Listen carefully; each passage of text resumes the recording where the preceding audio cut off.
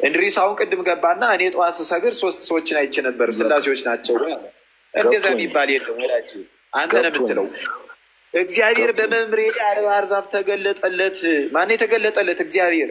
አይኑን ሲያነሳ ምን አየ? 3 ሰዎች በፊቱ ቆመው አየ። እሺ ላውራ እኮ ሶስትነት ገብቷል። አልገባህም? አሁን ካልገባህ ሚዩት አርግ። ይኸውልህ አሁን ምናረጋለን መሰለህ? አንተ ስላሴም ባብራራው መልኩ ወይም እኔ ስላሴ በማብራራው መልኩ አነስማማም። አጠቃላይ የክርስትና ምሁራን ስለ ስላሴ ያስቀምጡትን የስላሴ ፍቺ እያቀረብን ነው የምንወያየው። የመጀመሪያው ስላሴ ማለት እግዚአብሔር ራሱን አብርሃም ፊት በ3 ሰዎች ገለጸ የሚለው የትኛውም የክርስትና ምሁር ይሄንን እንደ ምሳሌ አቅርቦት አያውቅም። የመጀመሪያው ስላሴ ምን ማለት ነው ብዬ ስጠይቅ 3ነት ነው ብለህ ታወራለህ። ማስረጃ ሚውታር በማስረጃ አውራ እኮ በማስረጃ ሚውታር ሚውታር ጉዳችሁ እንዳይወጣ እኮ የምትወራ ካልሆነ እኔ አውርጄ ብቻዬን አወራለሁ። ችግር የለብኝም። ብቻህን እኮ ልታወራ ትችላለህ። የመጨረሻ እድል ነው የምሰጠህ። ገብቶኛል። ሀሳቤን እያስበተንከኝ። ቆይ ሊቃውንቱን እስኪ የትኛው ሊቃውንት ነው ያልተናገረው? ሚውት አንተ ሰውዬ። የምን ዲያቆን ነው ይሄ? ሳሊው ሚውት አርግ። ቆይ ለምን እንደምትቆጣው አትቆጣ እንጂ እንዴ። አሰለቸኸኛ። ትፈረጥጣለህ ዝም ብለህ ከሀሳብ ሀሳብ። አሁን እኔ ስላሴ ምን ማለት እንደሆነ ለአብራራ። ሚውት አርግ። አንተ ጨርሳል። እሺ እንደዛ ሲሆን አየህ፣ አሁን ተመቸኝ። ቀጥል እስኪ። ልቀጥል። የስላሴ ትምህርት ማለት ይኸውላችሁ ምንም ይሄ አብርሃም ፊት እግዚአብሔር በ3 ሰዎች ተገለጠ ምናምን የሚባል ነገር ነው።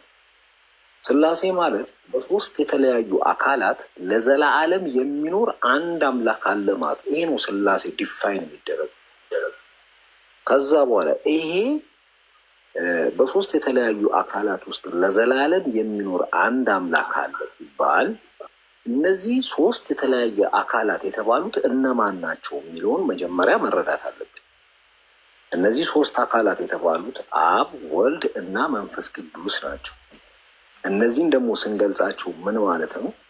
ለዘላለም የሚኖር አንድ አምላክ አለ ማለት እግዚአብሔር በባህሪ አንድ ሲሆን በአካል 3 ነው። ገባችሁ? በባህሪ አንድ፣ በአካል ደግሞ 3 ነው።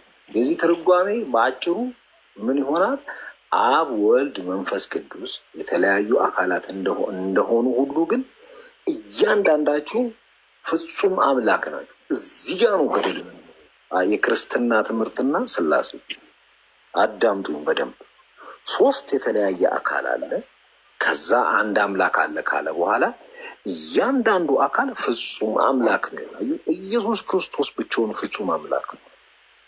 ኢየሱስ ክርስቶስ ፍጹም አምላክ ነው፣ ፍጹም አምላክ አይደለም ብሎ የሚከራከረ አንድም ክርስቲያን የለም። እናንተ ራሱ ስታስረዱ ፍጹም አምላክ ፍጹም ሰው ነው የምትሉት።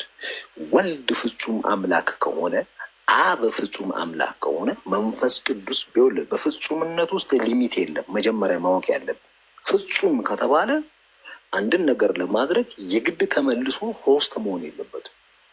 አንሊሚትድ ማለት ነው ፍጹም ማለት። ስለዚህ እያንዳንዱ አካል ፍጹም አምላክ ነው ማለት ነው። ምን ማለት ነው? አብ ብቻውን ያለ ወልድና ያለ መንፈስ ቅዱስ ሱፐር ክሬተር ነው ማለት ነው። ወልድም ጀስት ላይክ ዛት፣ መንፈስ ቅዱስም ጀስት ላይክ ዛት። ይሄ ባይሆን ለምን ጥያቄ እንጠይቃለን? ይህንን ደግሞ ሲቃረነው በራሱ መጽሐፍ ቅዱስህ ምን ይላል? ከአንድ በላይ አምላክ የለም። ራሱ ኢየሱስ ክርስቶስ ሲሰብክ እስራኤል ሆይ ስማ አምላካችን ማን? አብ ብቻ ነው ይላል። አምላካችን አይልም። ቆይ አስተካክል። መጨረሻ ላይ ታርመኛል። አምላካችን አይልም። ዝም ብለህ አታውራ፣ በማስረጃ አውራ። እንዴ መጨረሻ ላይ ታርመኛል አላለም? ጠበጠብኩ፣ ጨነቀ። ኧረ በፍጹም የምታወራው ነገር እኮ ማለት ነው እንደሱ አይደለም። አንተ እንደምታወራው እኮ አይደለም። አንተ ስለመሰለ ነው እንጂ የቤተክርስቲያን ቃሉን አውጣለት፣ በእናትህ አምላካችን የሚለውን አውጣለት። እሺ ቃሉን አላወጣም። ሀሳቤ እሱ ስላልሆነ ይኸውልህ አጀንዳ ሊያስቀይረው አውጣው። አምላካችን የሚለውን አውጣው አምጣ እስኪ። የዛሬ እኔ ንጽጽር ላይ ዛሬ አይደለም የሰራሁት። አምላካችን የሚለው ጥቅስ ርዕሴ አይደለም። ከተሳሳትኩም ይቅርታ ሀሳቤን አልቀይርም። ስለዚህ አሁን ምን እናደርጋለን? እያንዳንዱ አካለ ፍጹም አምላክ ከሆነ እየሰማኝ ነው። ሶስት አካለ ካለ ሶስት አማልክት ነው የምታመልከው። ከአንድ በላይ አምላክ ደግሞ ከሆነ አምላክ ሳይሆን አማልክት እንደሚባል ደግሞ ራሱ መጽሐፍ ቅዱስ በግልጽ ያስቀምጠዋል። ላውጣና ላሳየህ። ስላሴን የምታመልክ ከሆነ ጣዖት ነው የምታመልከው። ለዚህ ማስረጃ ልስጥ። ቆይ ዲያቆን ንግግርን አስተካክል። ከመጽሐፍ ማስረጃ ልስጥ ወይ? ቆይ ከአንድ በላይ አምላክ የምታመልክ ከሆነ አማልክት ይላችኋል መጽሐፍ ቅዱሱ። ስለዚህ ስላሴን የምታመልክ ከሆነ አማልክትን ነው የምታመልከው። እኛ የምናመልከው አንድ አምላክ ነው ወዳጄ። አንተ ሶስት ለምትለው አይደለም።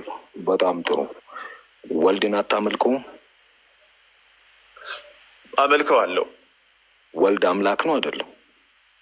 አምላክ ነው፣ ፍጹም አምላክ ነው። መንፈስ ቅዱስን አታመልከው? አመልከዋለሁ፣ አምላክም ነው። አምላክ ነው። አብም ታመልከዋለህ፣ አምላክ ነው። በጣም ጥሩ። እሺ በደንብ አዳምጠኝ። ወልድ ሲሰቀል አብ አብሮ ተሰቅሏል? አልተሰቀለም። ኦኬ። የሞተ አምላክ አለ፣ ያልሞተ አምላክ አለ ማለት ነው። ወልድ ሞቷል፣ አብ አልሞተም። ቆይ ልዩነቱ እዚህ ጋር ነው። ምንም ልዩነት የለም። እንዴት አድርገህ አታጣብቀውም? እንዴት አድርገህ አታጣብቀውም? ቆይ ጠየከኝ አይደለ? ላስረዳህ እኮ ነው እኮ። መልስልኛ። ሁለት የሞተ አምላክ አለ፣ ያልሞተ አምላክ አለ እኮ። ልመልስልህ። በቃ አሁን ሚዩት አድርግ። ደግሞ አንተ ሚዩት አላደርግም፣ ቃል በቃል ነው የምንቀጥለው። ለምንድነው ታዲያ እኔ ሚዩት ማደርገው? አንተ ቃል በቃል እየቀጠልክ እኔ ለምንድን ነው ሚዩት ማድረገው? አንተ ሚዩት የምታደርገው ለምን መሰለህ? ያለ ማስረጃ ስለምታወራ። አረ ማስረጃ ልሰጥህ ነው አንተ። ስለዚህ ፈጠንክ ስላወራህ እኮ አንተ ትክክል ነህ ማለት አይደለም። ማስረጃ ቁልጭ አድርጌ አንድነቱን ሶስትነቱን ልነግርህ። በብሉይ ኪዳን በሐዲስ ኪዳን የስላሴ አንድነት ሶስትነት እንዴት ቁጭ እንዳለ ላስረዳህ ነው። እስልምና በደንብ አድርጎ ስለሚያሳይህ ማለት ነው። አሁን አንተ ምን አልከኝ? የሞተ አምላክ አለ አልከኝ። አዎ ያ የሞተው አምላክ ደግሞ በስጋው ነው የሞተ። አሁን በነገራችን ላይ አምላክ ሞተ ሲባል ይህ የማይሞተው የማይታየው ረቂቁ ሁሉን የሚችለው ማስረጃ አስጠኝ። አምላክ በስጋ ሞተ የሚል ጥቅስ ከመጽሐፍ ዮሐንስ ወንጌል ምዕራፍ 1 ቁጥር 14 ጀምር አንብብ። ዮሐንስ ወንጌል አውጣልኝ። አውቀዋለሁ በቃሌ። ምዕራፍ 1 ቁጥር 14 ቃልም ስጋ ሆነ ጸጋና ላንብብልህ በቃሌ አውቀዋለሁ። ኧረ እንደው እባክህ ተረጋጋ ወዳጄ። ምን አንተ ያንተን እውቀት እኮ ለማወቅ አይደለም የገባሁት እዚህ እኮ። አንብቦ አልከኝ መጽሐፍ ቅዱሱንም ቁርአኑንም ምንም ስለያዝከው ወይም ደግሞ ያንተን እውቀት ያንተን ትንተን አይደለም እኔ ልረዳ የገባሁት እዚህ የስላሴን አንድነትና ሶስትነት ልበልልህ። ዲያቆን እኔ እወድሃለሁ። ጥቅሱን ልበልልህ። ቆይማ እኔ ላንብብልህ። ለምደው አንተ ራሳቸው ያንብቡት። ፋሲዬ እባክህ እንዴ። በመሀል ግን ይቅርታ፣ ስለ ኦሪት ዘፍጥረት ላይ ያሉ ሰዎች እኮ የሚያወራው ታሪኩ ወረድ ብለህ ካየው እነዚህ ሶስት ሰዎች ተነስተው ወደ ሰዶም ከሄዱ በኋላ እግዚአብሔር ግን ምንድን ነው አብርሃም ግን ገና ከእግዚአብሔር ፊት ቆሞ ሲነጋገር ነበረ ከእግዚአብሔር ጋር ማለት ነው። ሌላ ነገር ነው፣ ስላሴን የሚገልጽ አይደለም። ታሪኩ ሌላ ነው። አይገናኝም እኮ። ግን እኮ እነሱ ምግብ በልተው ውሃ ጠጥተው ወተት ጠጥተው ተነስተው ከሄዱ በኋላ ትጠምቅልኛለህ እሱ ላይ እዩ። ግን የምሬን ነው። ዮሐንስ ላይ ከገባ ያበቃልሃል። ተበሳጭተህ ነው። አረ እንዲያው እባክህ ጄኔራል፣ እንዴ ምን አይነት መሞጋት አትችልም? እንዲ አንተ እውቀቱ ከሌለው ወይ አርፈህ ተቀመጥ። ሌላ ሰው የሚያወራ ሰው ያወራል። እሺ ይኸው በቃ ዝም ልበል። አንብበው። እሺ ዮሐንስ ወንጌል ምዕራፍ 14 ቁጥር 6 ላይ እኔ መንገድና እውነት ሕይወትም ነኝ። 14 እኮ ነው ያልከኝ አባ። ምን አልከኝ? 1:14 ነበር ያልከው። ወደ 6 እንሂድ። እንዲያው በስመ አብ ምን አይነት ሰው ጋር አንተ ማን ሌላ የሚከራከር ሰው የለም እንዴ? መነጋገር ካልቻልክ በቃ ዝም በል ሚዩት አድርግና ቁጭ በል አንተ እንዴ። ምዕራፍ 1 ቁጥር ኧረ ፈጣሪ ሆይ ቁጥር 14 እኮ 1:14 እኮ ነው ያልከው። ምን አጠፋው? ቆይ እንጂ ኢየሱስ ክርስቶስ በስጋው እንደሞተ እኮ ዮሐንስ ላይ ልነግርህ ነው አልኩህ። አንተ እኮ ቁጥር ስንት ምዕራፍ ስንት ቁጥር ስንት?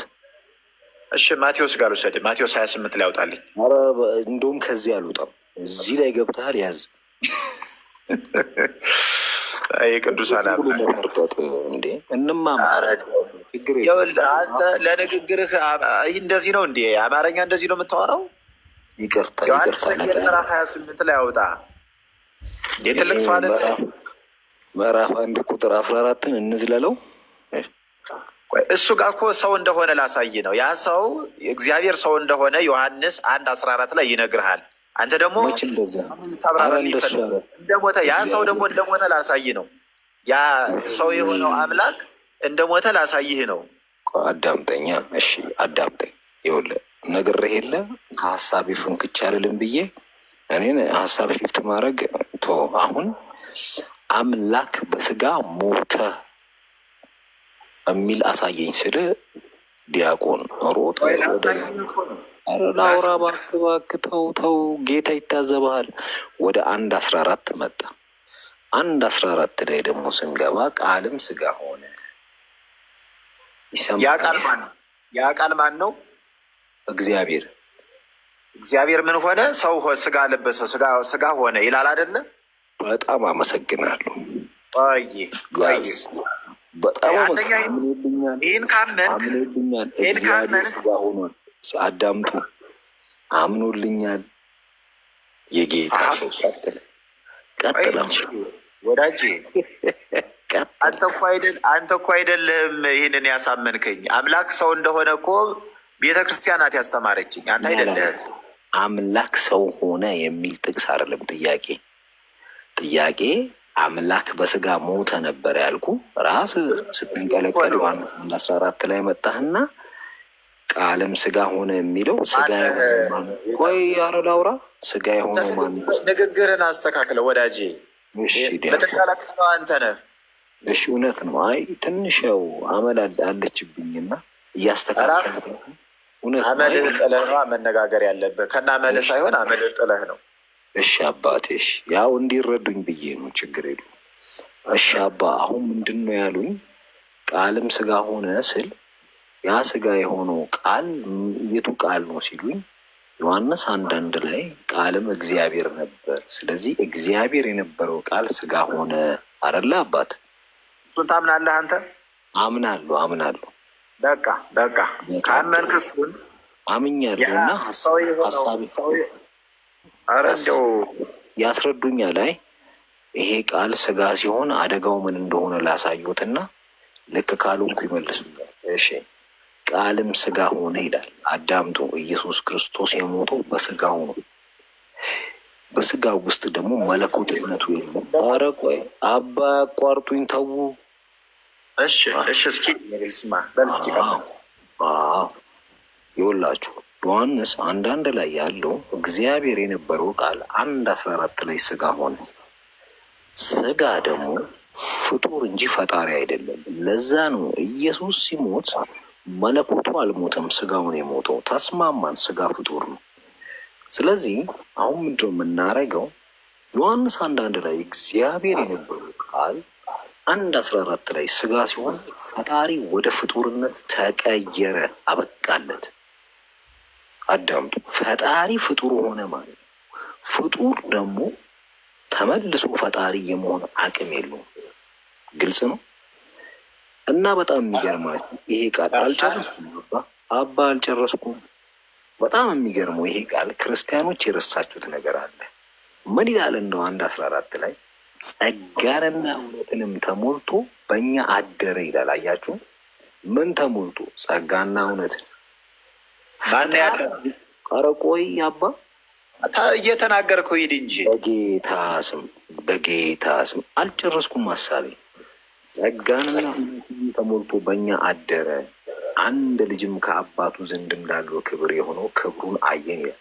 እዚህ ጋር ማወቅ ያለባችሁ ጸጋንና እውነትንም ተሞልቶ ካለ የሚሞላው ወይ ጎደል ነው ወይ ባዶ ነው።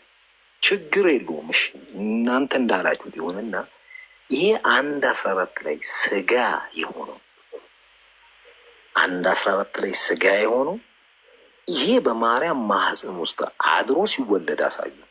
እንዴትም ሆኖ ወደ ማርያም ማህፀን አይሄድም ስጋ የሆነው። እሺ እሱም ይቅር። በመጀመሪያ እግዚአብሔር የነበረው ዮሐንስ 1:1 ላይ ያለው ቃል በራሱ የማርያም ማህፀን ውስጥ ሄዶ ጽንስ አይሆን። ዮሐንስ እያስረዳችሁ ያለው ምንድን ነው? እናንተ አልተረዳችሁትም ክርስቲያኖች፣ አዳምጡ በደንብ። አንተ ነው የተረዳኸው ታዲያ? አዎ እያስረዳሁ። አንተ ቁርአንህን ነው የምትረዳው። ያ ቃል አንተ ቃል ስጋ ሆነ አልክ አይደለ? አምነዋለሁ ብለሃል። ያ ቃል ስጋ የሆነ ከማርያም ነው የሚለው ሌላ ሀሳብ ደግሞ ሄድ። ከማን ነው እንግዲህ ያ ቃል ስጋ የሆነ? በቃ አባ አዳምጡኝ። ይኸው 1:14 ላይ ስጋ ሆኗል ያሳዩኝ። ይሄ ስጋ ምን እንደሚሆን ይቀጥሉ። ይኸውልህ አሁን አንተ ደግሞ በተራ ዝም በል፣ አዳምጬሃለሁ። የአንተ ሀሳብ ሙሉ ለሙሉ ያነሳው ሀሳብ ትክክል አይደለም። ሙሉ ለሙሉ የተሳሳተ ሀሳብ ነው፣ አረዳድህ ማለት ነው። እኔ ደግሞ የኔን ሀሳብ ነው የምነግርህ። ብትቀበለው ባትቀበለው ያንተ ነው። አውቆ የተኛ ቢቀሰቅሱት አይሰማም። በነገራችን ላይ አንድ ሰው አውቆ ከተኛ እየሰማ ባኮት አዳምጠኛ። እንዲህ አንተ ደግሞ በተራ አዳምጥ እንጂ ምን ነው እኮ ጥቅሱ ላይ ጋር ስለኔ አታውራ። ስለዚህ ዮሐንስ ምዕራፍ 1:1 ላይ በመጀመሪያ ከእግዚአብሔር ጋር የነበረው ሁሉ በእርሱ የተፈጠረው ያለ እርሱ ምንም የሆነው ያ ቃል 14 ላይ ስጋ ሆነ። ስጋ የሆነ ደግሞ ከማን ነው? በማርያም ነው። ስጋ ሲሆን ደግሞ ያ ቃል እግዚአብሔር የነበረው ስጋ ሆነ። አረ እንዲያው እባክህ እንዲያው ተረጋጋ። የድንግል ማርያም እንደወለደችው እኮ ማቴዎስ ወንጌል ምዕራፍ 2 ላይ ደግሞ ሂደህ ተመልከት። ድንግል ማርያም የወለደችው ይሄንን ቃል አይደለም። መንፈስም በላይሽ ላይ ይወርዳል፣ ይጋርድሻልም፣ የልዑል ኃይልም ይጸልልሻል፣ ትጸንሻለሽ የተባለው እሱ በመንፈስ ቅዱስ አማካይነት የተጸነሰ ጽንስ ነው ኢየሱስ ክርስቶስ። ይሄኛው እኮ አረባ እኮ ታባ ይሄኛው እግዚአብሔር የነበረው ቃል ስጋ ሆነ። ከዛ ወዴት እንዴት አድርጋችሁ ነው ማርያም ማህፀን ውስጥ መቀጡት? እስኪ ዛሬ ያበደ ይፈነዳል። አባ ያሳዩ። እኔ አሁን ክርስትና እንቀበላለን። ይሄ ስጋ ቤት በኩል ወደ ማርያም ማህፀን ሄደው ይፍጠኑ። በጣም መልካም። ኢሳይያስ ምዕራፍ 7:14 ላይ ሂድ። እሺ ይሄኛው ምን ሆነ? ክርስቲያን ከሆንክ እንደተናገርከው እንደ ቃልህ በራስ ነው የምትቀልደው። ኢሳይያስ ላይ ሂድና 7:14 ላይ አውጣ። ኧረ በጌታ ባቢላን ተቀበለኝ በእናትህ። እኔ ንዴቴ እየመጣ መነጋገር ካልቻልክ መውጣ ይሻላል። እኔ እንደ ነገር አይገባኝ። ማውራትም ትርጉም የለውም። ታውቁ የተኛ ቢቀሰቅሱት አይሰማም የሚባል አባባል አለ። ገብቷል። ስለዚህ ሰው ለመረዳት ሳይሆን ለመደንቆር ሲከራከር ደግሞ ከባድ ነው። ገብቷል። ምንም ትርጉም የለውም። ሰው ለመደንቆር ነው የሚያወራው።